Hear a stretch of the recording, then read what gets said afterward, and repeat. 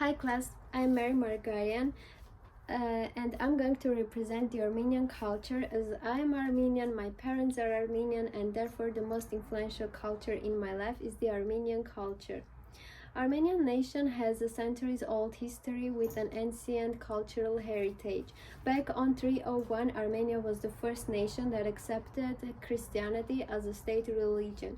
As a result, thousands of pagan sites were replaced by monasteries, and many survive to this day. In the 10th century, the capital city of Armenia, Ani, was so richly endowed with sacred places that it came to be known as the city of 1001 churches. So that talks about how religious we are, and therefore the Armenian culture is known for its monasteries, and every monastery is in different and unique natural setting. In Armenia, each of the monasteries has its own unique story. One of them is the medieval monastery called Gerard, dated from the 4th century to the 13th century. It is listed as a UNESCO World Heritage Site with enhanced protection status.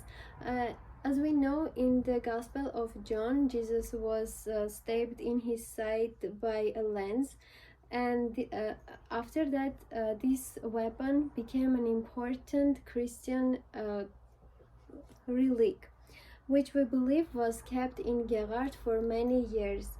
In Armenia, we have many ancient monuments, monasteries, as I mentioned before, and remains proving that Armenia is an ancient civilization. One of the most mystic monument is called Karahunj, which was built 7,500 years ago and is also known as the Armenian Stonehenge. Why Armenian? Because there is also British Stonehenge, which is located in England, and they both looks very similar to each other.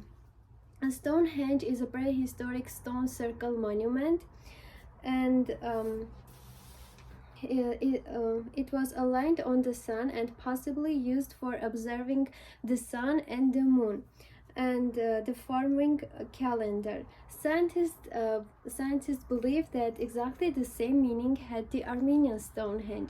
Only the Armenian Stonehenge is around 3,500 years older than the British Stonehenge. Another monument that I want to talk about is Matenadaran, which is located in Yerevan.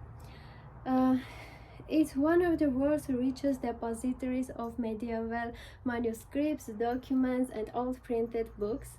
Currently, Matenadaran contains around 23,000 manuscripts and scrolls, including fragments.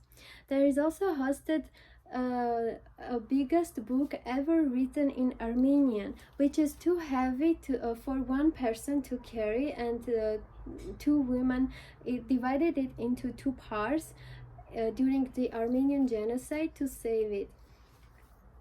And another characteristic that we have is a yellow reddish stone called tuff, which is largely used in Armenian architecture.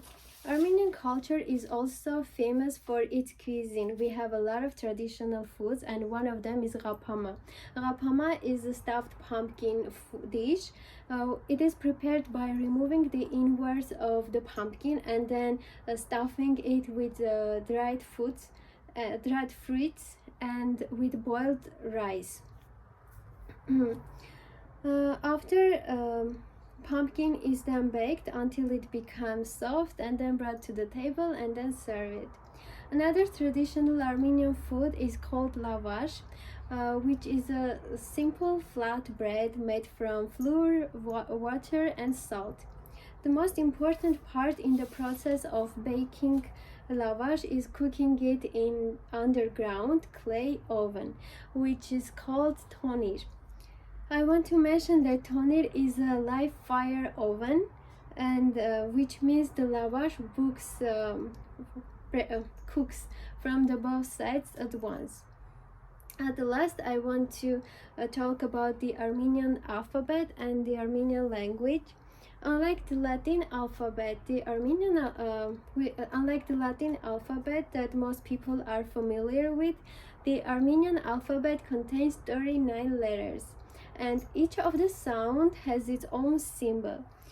Also, the Armenian letters have a numerical values, which means that the alphabet could be used for mathematical calculations and for the recording of calendar dates as well.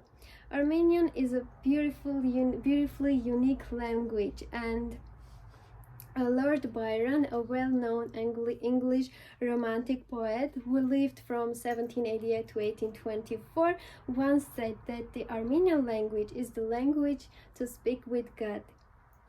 That's it. Thank you so much.